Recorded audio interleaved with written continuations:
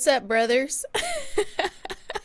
Thank you for tuning into the Andrew Tate Show, brought to you by the GSMC Sports Network.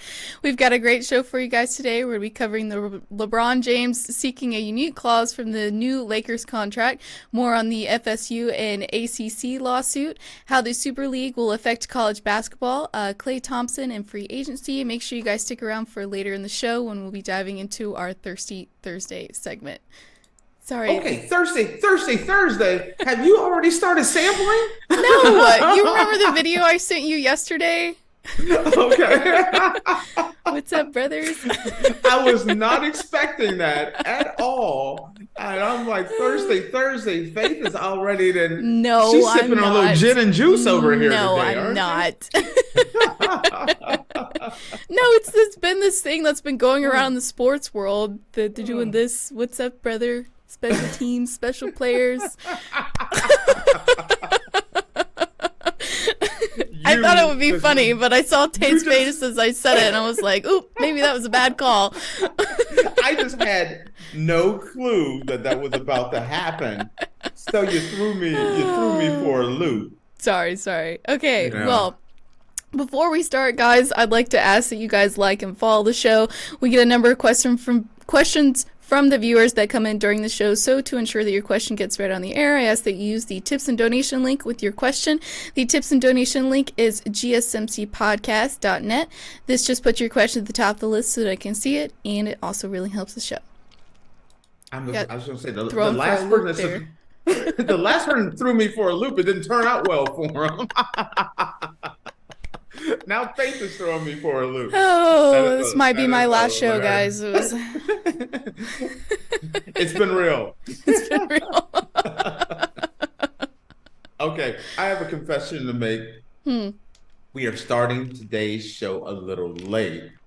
Yes. Faith and I were chatting, and the chatting got a little out of hand. And next thing you know, we looked around and we ate up some of our time here today. Yeah. So it's all right. We normally don't do so. We just have the basic production meeting, but today we had a little extended version of the production meeting. Yes. Which carried over. So we're sorry that we're a little late today, but we still plan on giving you the same, hopefully, quality content.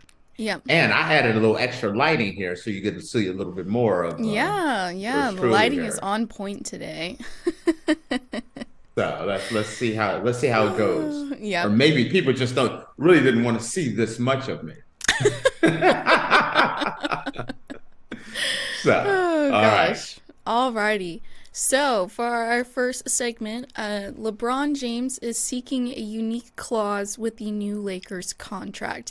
LeBron James is widely expected to finish his career in a Lakers uniform, but the NBA's all-time scoring leader is reportedly seeking some security with his last contract. According to ESPN, the King is expected to ask for a no-trade clause in the new contract he's likely to sign with the Lakers this offseason.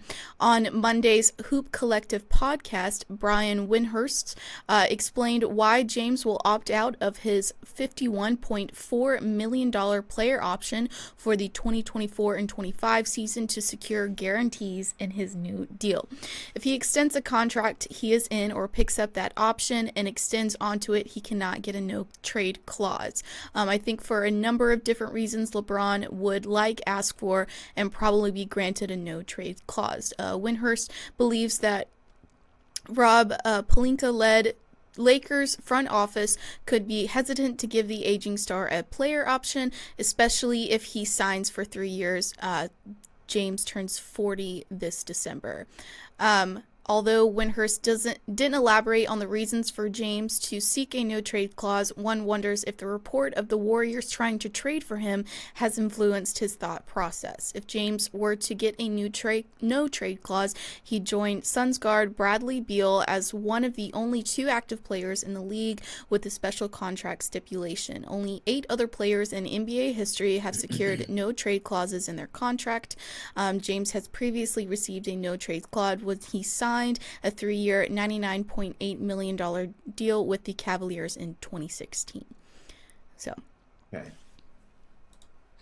Now, if there's anyone that should get a no-trade clause, it's LeBron. Yeah, absolutely. So I want to look at it on LeBron's side.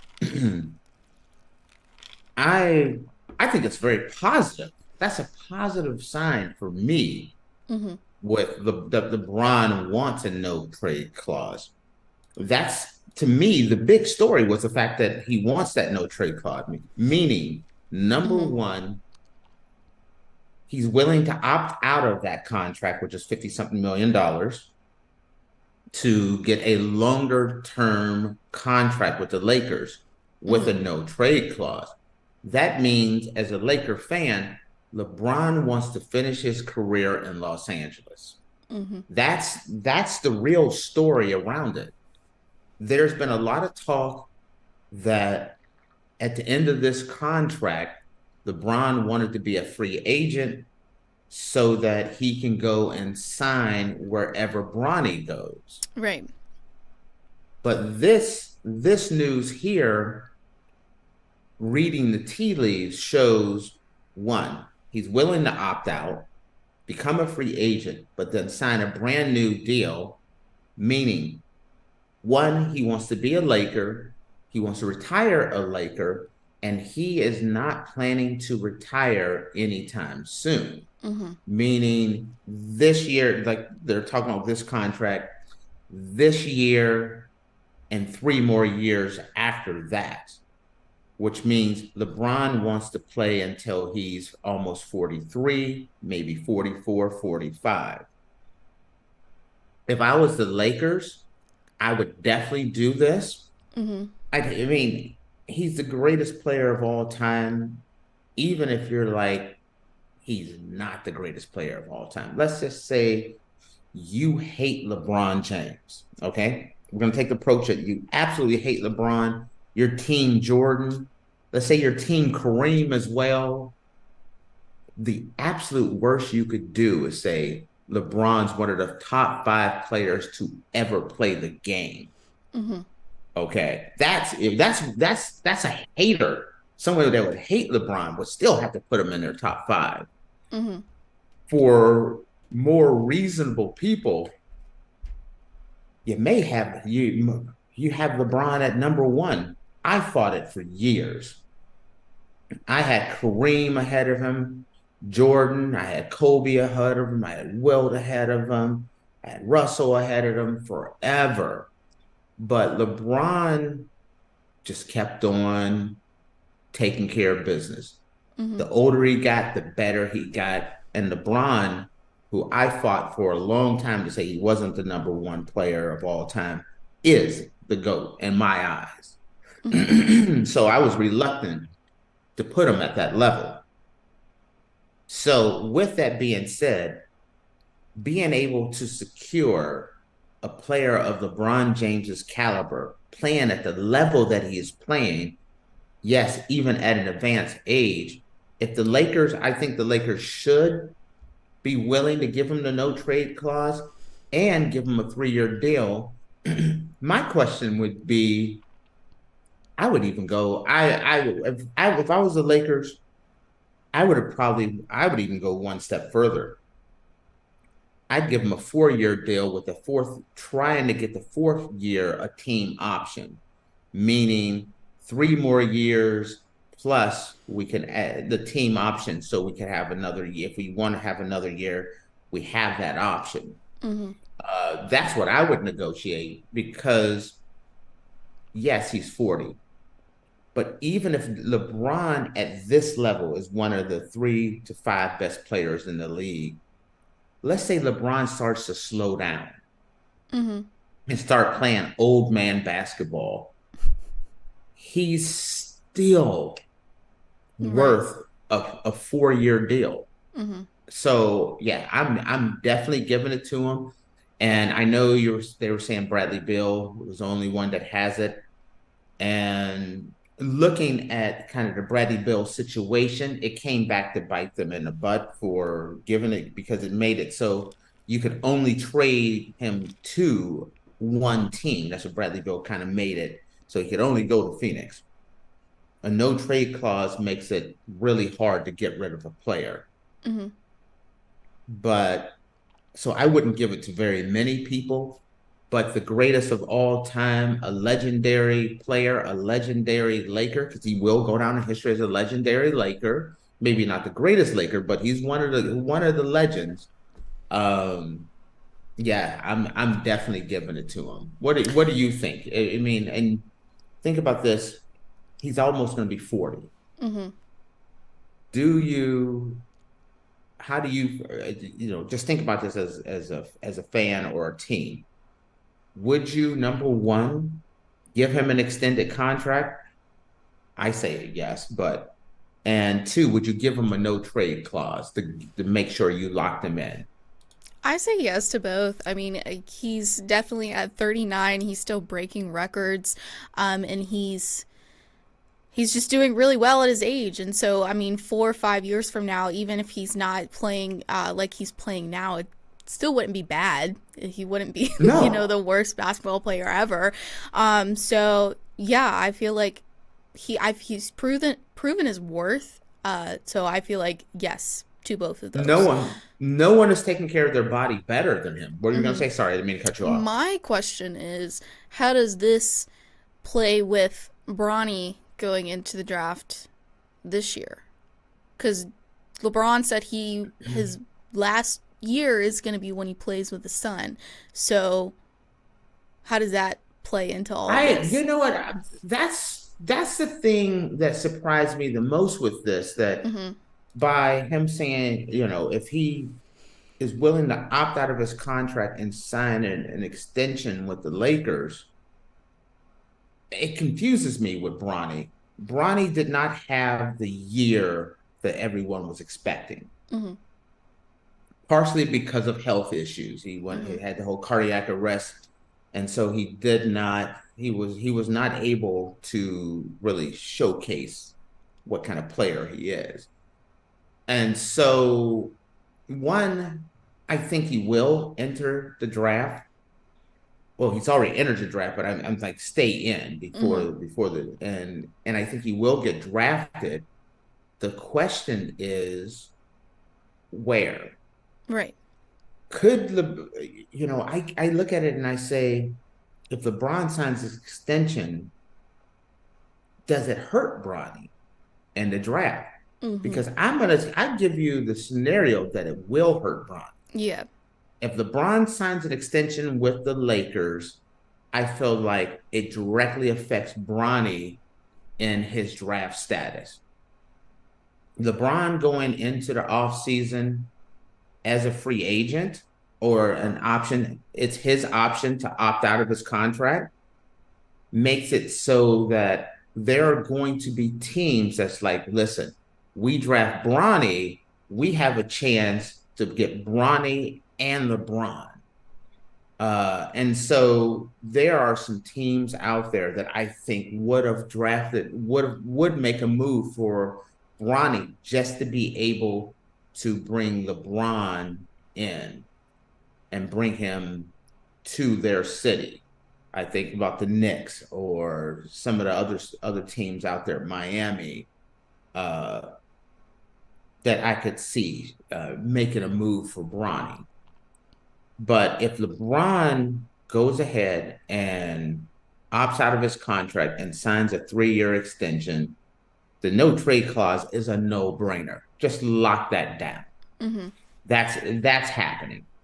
Uh, so with that being the case, if LeBron's locked down, the attraction to taking a flyer because you are taking a flyer on Bronny. You're not sure that Bronny's not going to be LeBron.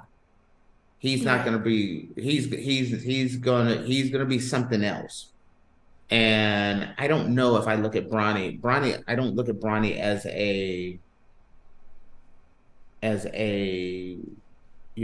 key franchise player. I look at Bronny as someone that will become a quality role player, but not a superstar. And I could be wrong. I hope I'm wrong on that one, but I see him as more of someone as a piece to a team, not the piece to Hmm. the team, like his dad is.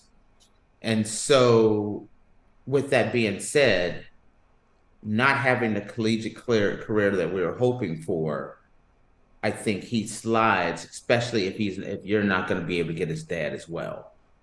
So very curious to see how this goes. But as far as the article goes, I think uh, the no trade clause is a no brainer. I'm I would love to see, this will sound crazy, but I would love to see LeBron opt out and maybe give the Lakers a bit of a pay cut. You know, being an older player, sign a 3 or 4 year deal. I would, as the Lakers, I would try for a 4 year deal with LeBron, but add a little bit of a discount. I don't know how, I don't think LeBron would do that. And the reason why I say LeBron should go in for a discount isn't to help the Lakers, but to help LeBron himself. Anthony Davis, D'Angelo Russell, LeBron, Rui Hachimura, they have a quality team, but they need one more piece. They need another piece. And if LeBron took a bit of a cut on this next contract, freeing up, because no one wants to go to that second apron. The salary cap, you have a salary cap that you can go over salary cap to certain levels. And you go to the first apron, but if you go past that second apron, it is like a death penalty for teams. The penalty is so huge and so massive. But if you could get LeBron to take a little bit less, I'm not telling him to play for league minimum. I'm saying he's still gonna, still get paid incredibly well, but take a little bit less so there's more room as far as salary cap space goes to get another option. I think that would be huge for the Lakers. And that's the one thing I feel like the Lakers are missing. They're one player away from contending for championships.